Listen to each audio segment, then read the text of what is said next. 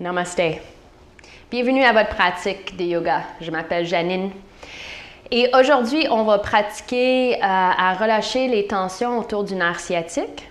Et c'est important de savoir pourquoi on a de la douleur. Pourquoi est-ce que la douleur du nerf sciatique arrive? Qu'est-ce qui cause cette douleur-là? Et ou au moins les causes possibles. Et comment est-ce qu'on peut commencer à la relâcher? Donc, je vais utiliser cet élastique pour vous montrer où se localise le muscle qu'on appelle le psoas.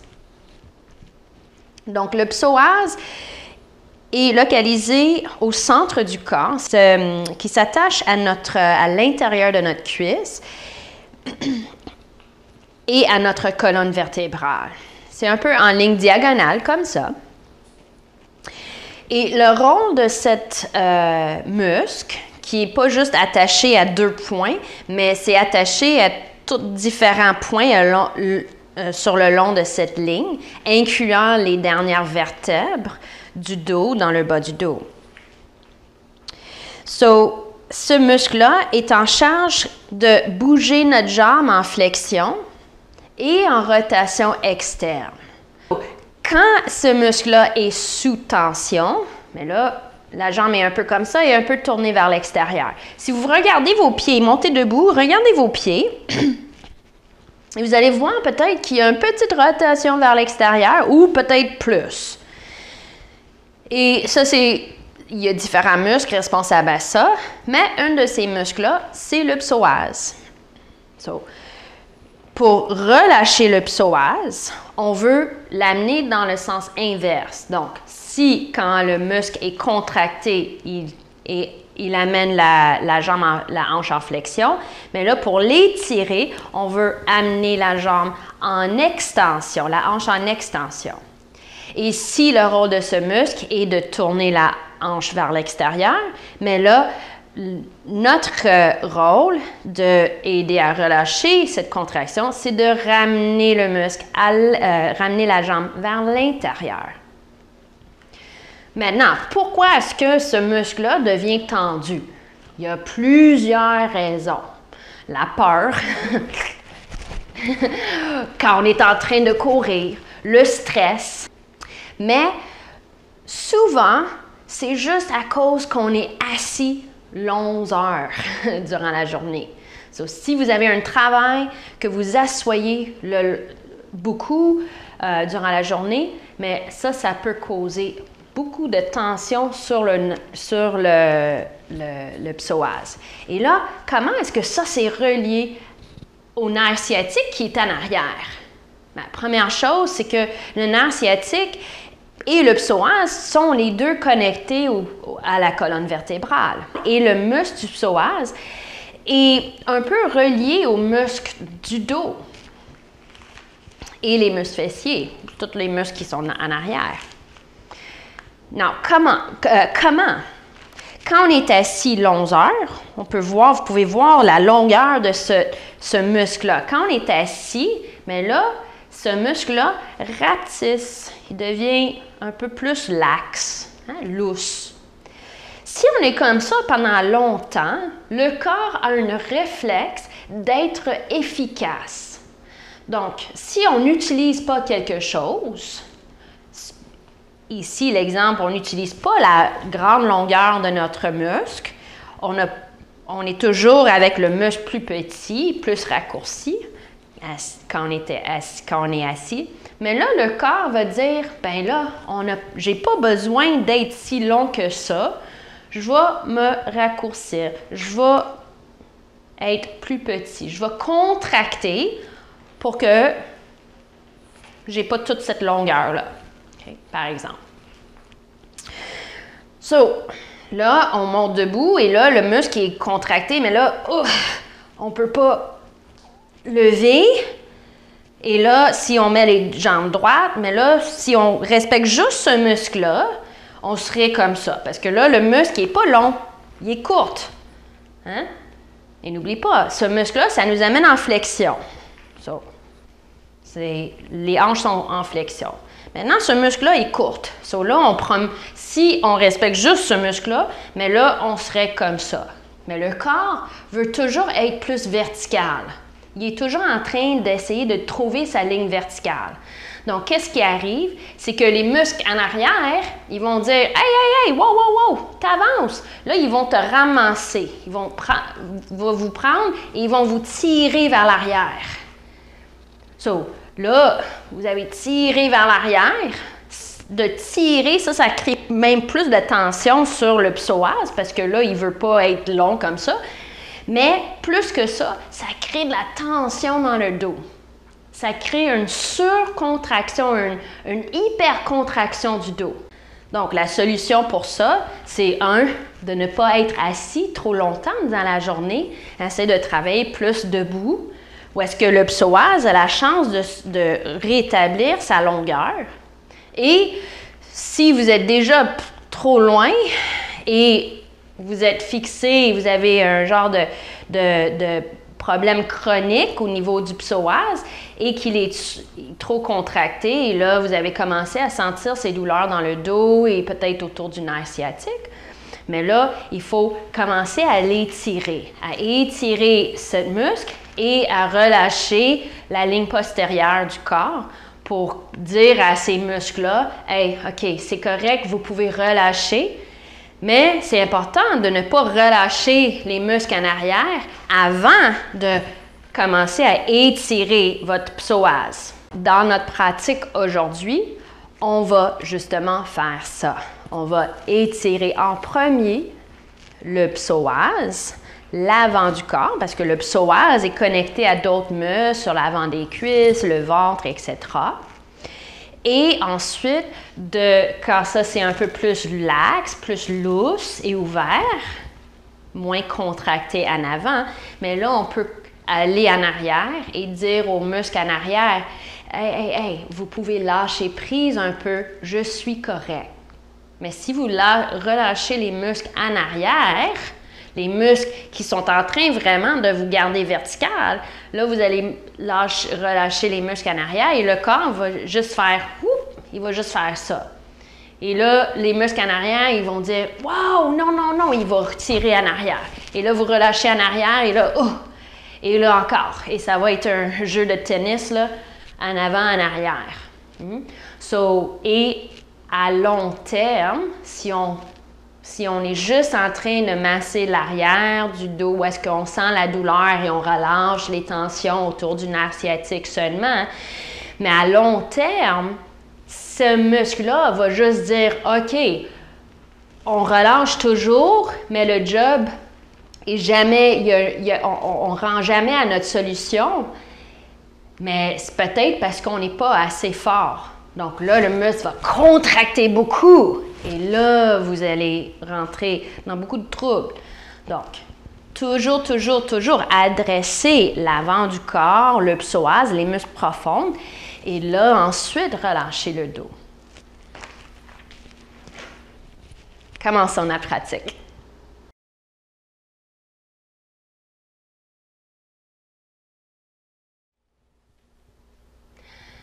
Commençons à quatre pattes. Et commence à cercler les hanches. Allez doucement selon votre cas et votre niveau de douleur. Essayez de bouger dans une amplitude tolérable pour vous.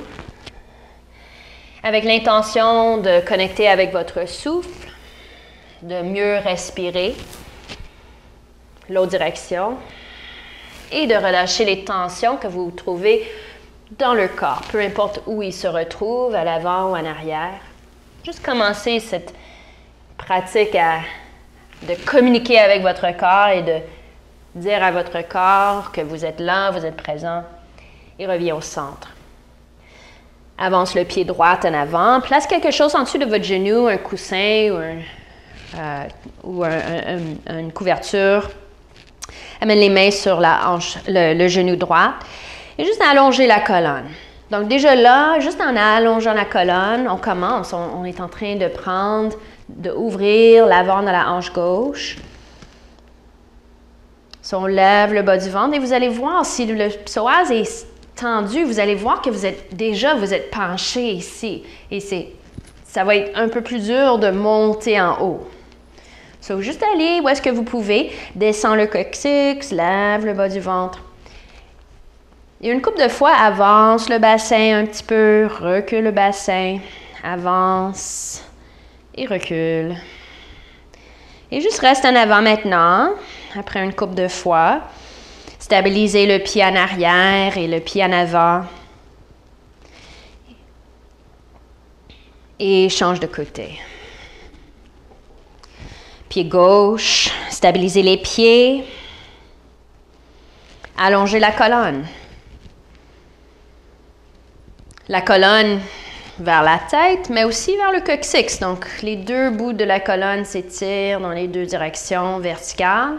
Et là, portez le bassin en avant et en arrière. Et vous allez voir que le ventre, le nombril, si le psoas est étiré, le ventre et le bas du dos vont aller creux. Le ventre va sortir et le bas du dos va ça va creuser un peu. So, rentre le bas du ventre pour vous aider à accéder l'étirement et de ne pas juste compenser. Reste en avant et prends une coupe de respire profonde. Placez votre main sur le ventre. Continuez à allonger le coccyx en bas et respire vers l'abdomen. Toujours le dos droit.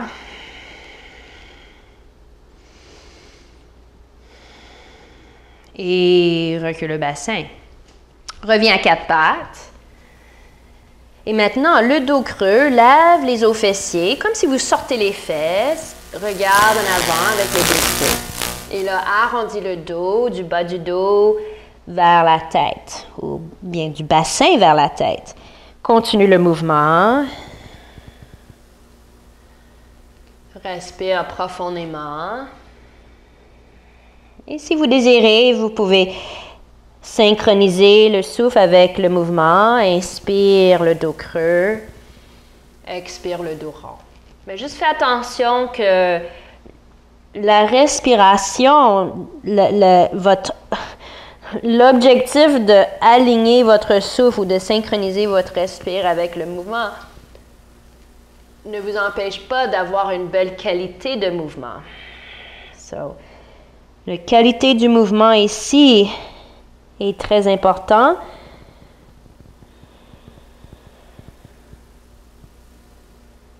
Et juste assurez-vous que vous respirez. So, la respiration est présente et la qualité du mouvement est présente. La synchronisation entre les deux, c'est une option. Good. Et amène le pied droit en avant encore. Portez le genou en bas. Cette fois-ci, gardez le dos droit en ligne avec votre cuisse gauche. Donc, avancez pas le bassin. Gardez le bassin au-dessus de votre genou gauche et levez vos bras. Tournez paume vers l'extérieur et entrelacez les bras, les mains. Si ça, c'est trop pour vous, juste amenez les mains sur vos hanches.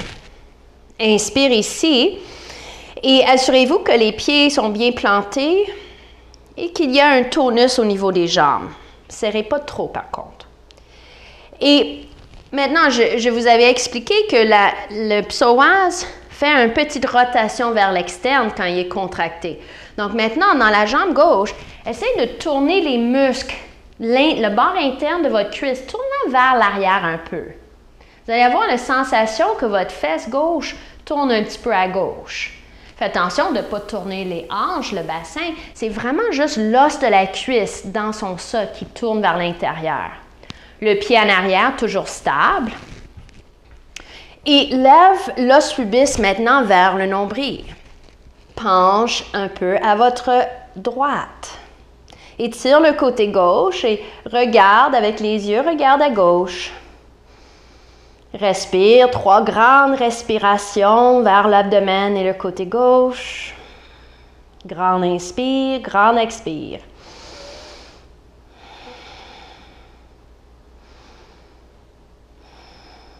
Retourne au centre et change de côté.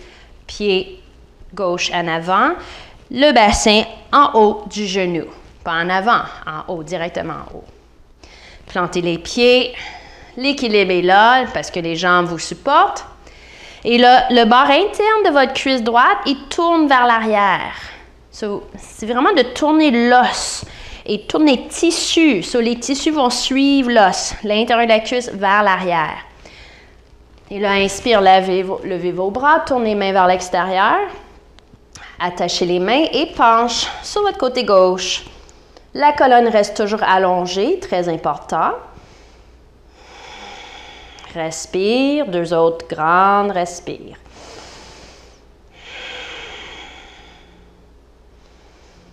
Ressens comment ça étire dans le côté droit et peut-être même profond dans le ventre. Et reviens. Et maintenant, montez debout.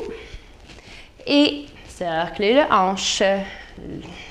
Rotation des hanches. L'autre direction.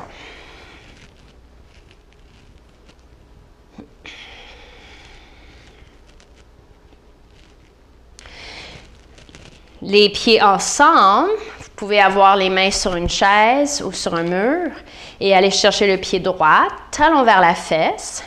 Vous pouvez amener le pied en avant en premier et ensuite le porter en arrière ou placer une ceinture autour du pied si la main ne touche pas facilement le pied. Regardez le genou en relation avec l'autre, la jambe droite en relation avec la jambe gauche. Et voir, est-ce que le genou est en avant?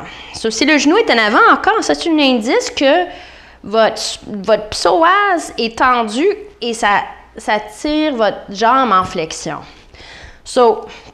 Au lieu de juste le tirer en arrière et que tout le dos vous suit, mais là, essayez de rentrer le ventre, l'os pubis monte et amenez maintenant la cuisse vers l'arrière, donc à côté de l'autre ou peut-être un petit peu plus en arrière de la jambe gauche.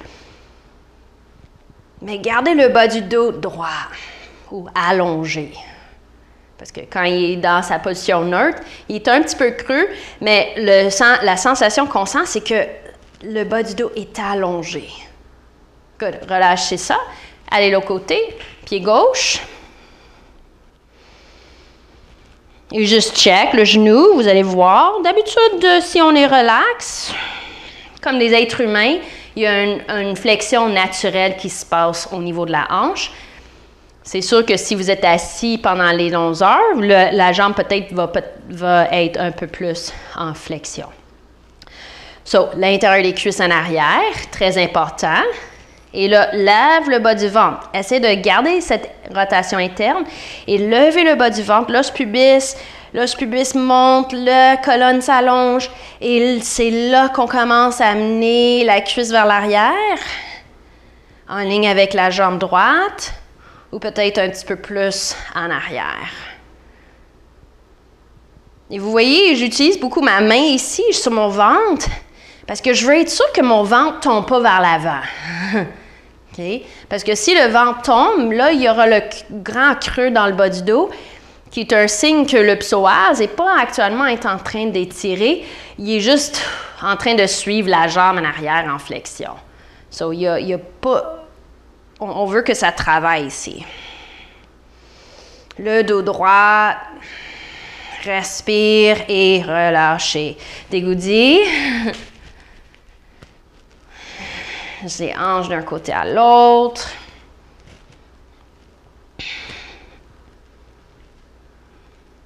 Good. Et maintenant, asseyez-vous. La jambe droite devant, la jambe gauche en arrière. Là, face en avant, ma jambe droite, ma cuisse droite est tout droit en avant. Donc, le genou ne pointe pas à droite ni à gauche, il pointe tout droit en avant. Et mon genou est sur un angle maintenant de 90 degrés. La cheville aussi, angle de 90 degrés. Lève les orteils, tire les orteils dans la direction du genou et pressez la barre externe du pied droit au sol pour stabiliser votre jambe. Inspire ici en haut et expire, penchez-vous en avant. La jambe en arrière est pliée confortablement. La jambe peut être plus loin ou plus proche du pied droit. Inspire, monte. Expire, redescend. Et juste un autre. Inspire et monte. Expire, redescend. Les mains à terre en avant.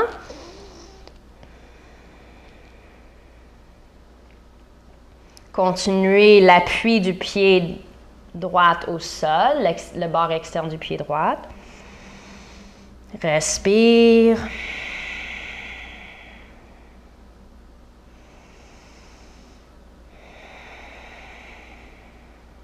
Et remontez, change de côté. Cuisse gauche en avant, droite en arrière. Cuisse tout droit en avant. Le genou pointe tout droit en avant et le genou est à 90 degrés. La cheville à 90 degrés, barre externe en appui au sol. Ça crée une stabilité du pied jusqu'au bassin. Avec cette stabilisation, inspire. Expire, penchez-vous pour commencer l'étirement. Inspire, monte. Expire, penchez. Ça devrait étirer l'extérieur de la fesse, peut-être un peu le dos si la tension continue dans votre dos. Et reste en bas maintenant, les mains en avant ou sur le côté. Les bras, sont là pour nous stabiliser. On veut pas sentir que... Vous ne voulez pas sentir que vous tombez sur un côté ni l'autre. Et juste un point de clarification, la fesse opposée, la fesse droite ici, il se lève. Hein? Donc, il ne touche pas au sol, il lève juste naturellement.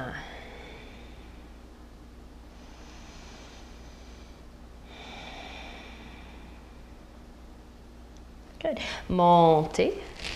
Amenez les jambes en avant et trouvez un mur. Couchez-vous avec les pieds, le bassin pas trop loin du mur, mais pas collé non plus. Et placez les pieds au mur. Maintenant, si les pieds sont au mur et les fesses sont levées dans les airs et le bas du dos est rond et le dos ne touche pas vraiment au sol, mais là, éloignez-vous du mur jusqu'à temps que vos fesses et le bassin descendent. Vous voulez que le bassin soit complètement détendu au sol. Hein, si vous touchez les os fessiers en dessous, juste prenez vos mains sur vos muscles fessiers et vous allez sentir en dessous, juste si vous descendez de l'arrière des genoux et vous descendez l'arrière des cuisses, vous allez toucher dans votre bassin là, des os fessiers. Les os fessiers là, on veut qu'ils descendent vers le sol. Il ne va pas toucher au sol. Et ça va créer un petit creux dans le bas du dos. Pas excessif, mais quelque chose de détendu. De là, croise la jambe droite en haut de la gauche. En 4. Comme la dernière posture, la cheville droite à 90 degrés. Reste ici, respire. Éloigne le genou et cuisse droite de la poitrine. Vous pouvez utiliser la main, mais ne forcez pas. L'idée, ce n'est pas de le forcer, mais c'est d'assister la jambe à faire le mouvement.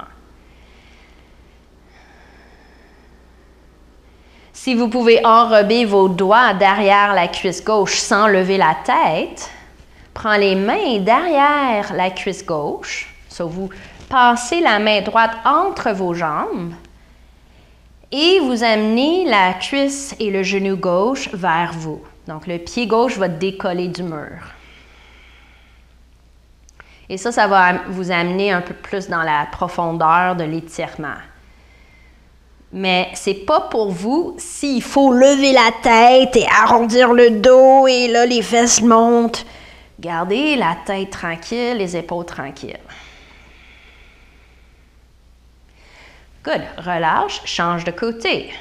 Cheville gauche, fléchie à 90 degrés sur la cuisse gauche. Respire.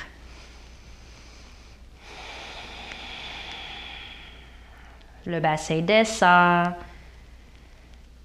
La hanche gauche s'ouvre, avec ou sans l'assistance de la main gauche.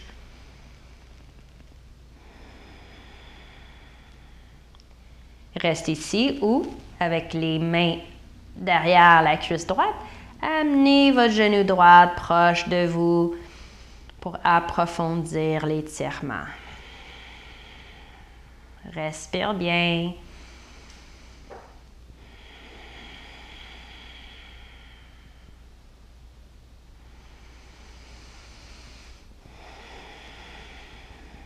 Et maintenant, relâche et montez les pieds sur le mur, donc les talons sur le mur. Et si vous pouvez garder le bassin au sol, vous pouvez vous approcher un peu du mur. On va compléter la pratique avec cette détente, un retour d'énergie des pieds vers le centre du corps. Et prends une couple de bonnes respires, juste pour nourrir le corps.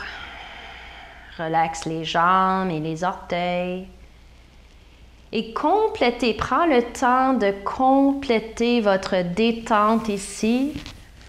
Ou bien, si vous étiez loin du mur, vous pouvez juste vous allonger au sol en Shavasana.